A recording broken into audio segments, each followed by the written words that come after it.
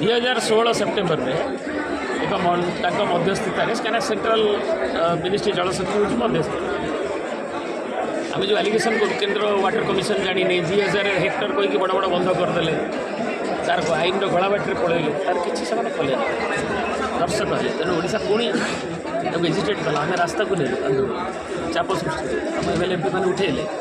और तापर बाध्य से गोटे आपस आलोचना मीटिंग से नवीन पट्टनायक पानीभर श्रीयुक्त थे डॉक्टर रमण सिंह थे छत्तीसगढ़ मुख्यमंत्री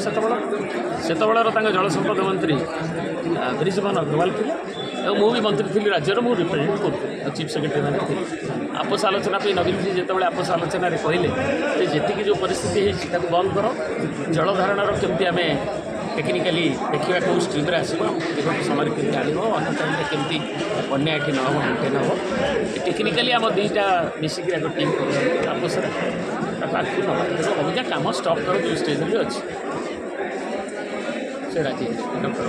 उमा भारती आम निजे कहलु नवीन जी आउट रिक्वेस्ट